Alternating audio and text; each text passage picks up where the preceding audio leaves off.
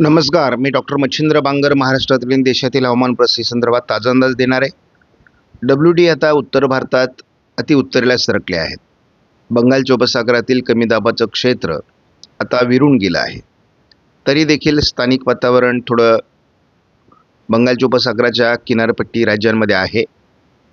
यामध्ये कर्नाटक, केरळ, तामिळनाडू, आंध्र प्रदेश, तेलंगणा आणि मराठवाडा, विदर्भात थोडं वातावरण आहे, परंतु हे केवळ ढगाळ वातावरण आहे. आता आपण बघतो की 25 तारखेला जो अंदाज देण्यात आला होता त्यामध्ये छत्तीसगड, ओरिसा, कर्नाटक, केरळ, तामिळनाडूमध्ये देण्यात आला होता. तर 26 तारखेला उत्तर कर्नाटक आणि तेलंगणामध्ये पावसाचा अंदाज देण्यात आला आहे, जो महाराष्ट्राला लागून आहे.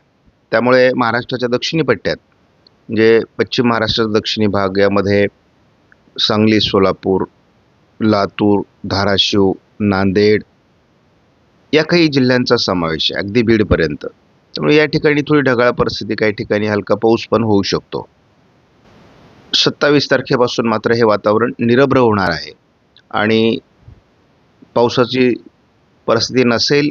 त्यामुळे शेतकऱ्यांना आता पुढे नियमित अंदाज बघत चला, परंतु बिनधास्तपणे शेतीची कामं करता येतील. गेल्या आठवड्यामध्ये महाराष्ट्रात बीड, परभणी, धाराशिव, लातूर, नांदेड या जिल्ह्यांमध्ये पावसाची नोंद दाखवण्यात आली आहे. विदर्भातही नागपूरमध्ये पावसाचं वातावरण होतं, साताऱ्यामध्ये पावसाचं वातावरण होतं, सांगलीत किरकोळ पावसाच्या घटना घडलेल्या आहेत. त्याचबरोबर आपण बघतो तो वर्धा आणि गडचिरोलीमध्ये किरकोळ पावसाच्या घटना घडलेल्या आहेत. बाकी ठिकाणी पावसाची नोंद झाली आहे, परंतु किरकोळ स्वरूपामध्ये, आणि इतर राज्यांमध्ये मात्र पावसाची नोंदच झालेली नाही.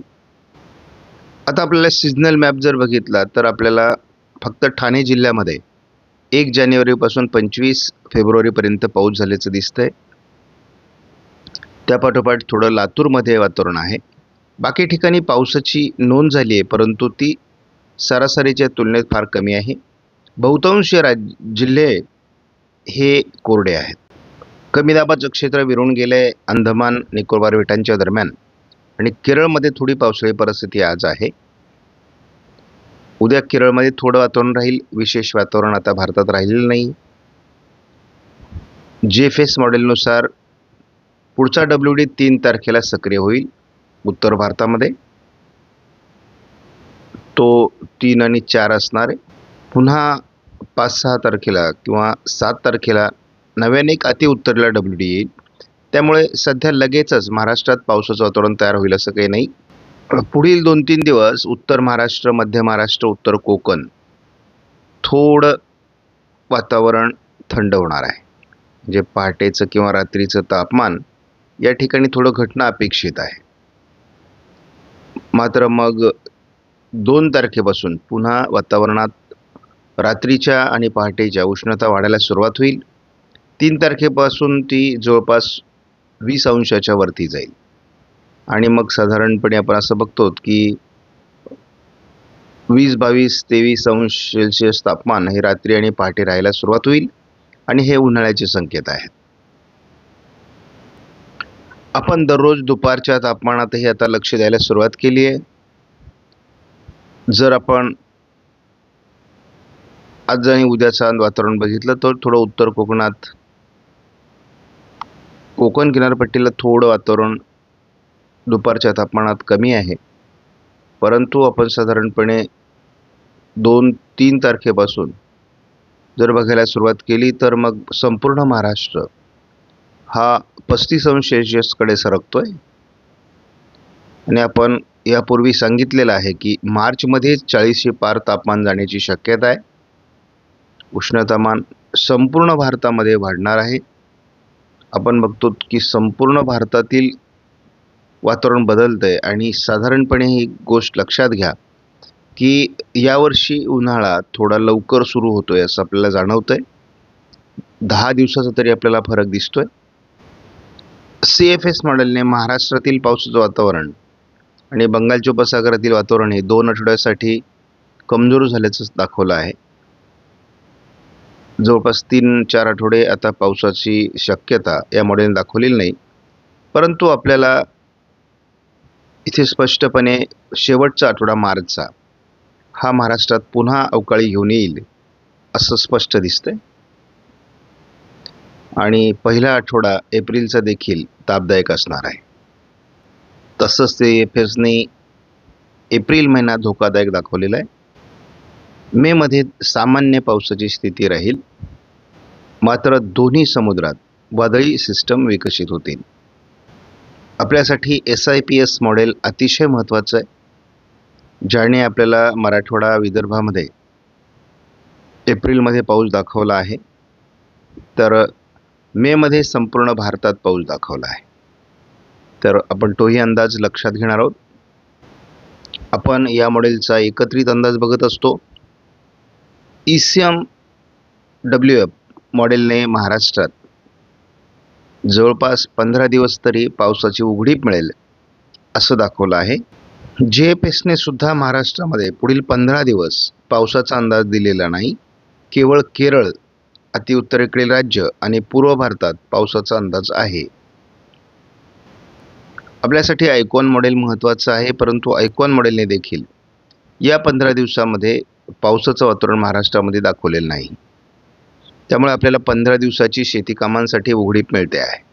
आपण या मॉडेलच्या माध्यमातून देखील संपूर्ण भारताचा अंदाज घेतला तर जवळपास 12 मार्चपर्यंत कुठेही पावसाचा अंदाज देण्यात आलेला नाही.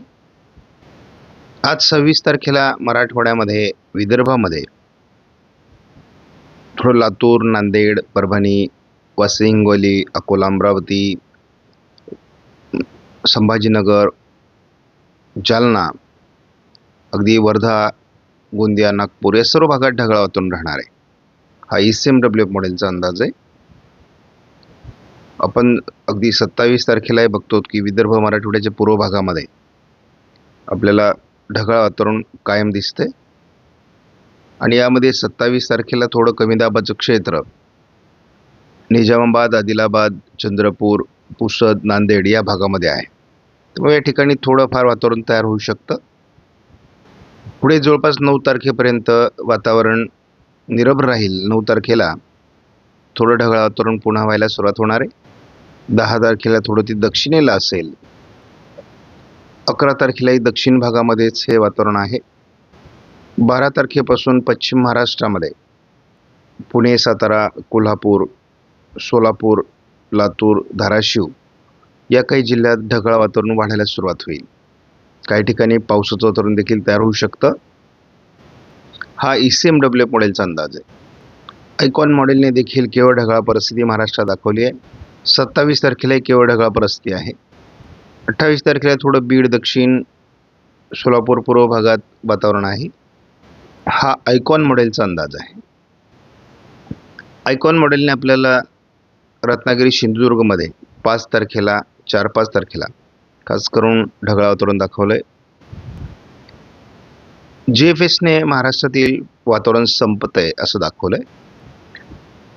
JFS मॉडेलने सुद्धा 12 तारखेपर्यंत महाराष्ट्रात उघडीप राहील असं दाखवलंय. 12 तारखेनंतर वातावरण बदलायला सुरुवात होईल. जसाही मार्चचा उत्तरार्ध सुरू होईल तसं पावसाळी ॲक्टिव्हिटीज वाढायला सुरुवात होईल. त्यामुळे शेतकऱ्यांनी आपलं जे काही पीक हातातोंडाशी आलं आहे ते ताब्यात घेण्याचा प्रयत्न करायचा आहे. जसाही मौका मिळेल फार वेळ न काढवता रब्बीची पिकं काढून घ्यायची आहेत. आपणास व्हिडिओमधील माहिती महत्त्वपूर्ण वाटल्यास लाईक करा, शेअर करा, चॅनलला सबस्क्राईब करा. धन्यवाद. जय हिंद, जय महाराष्ट्र, जय बळीराजा.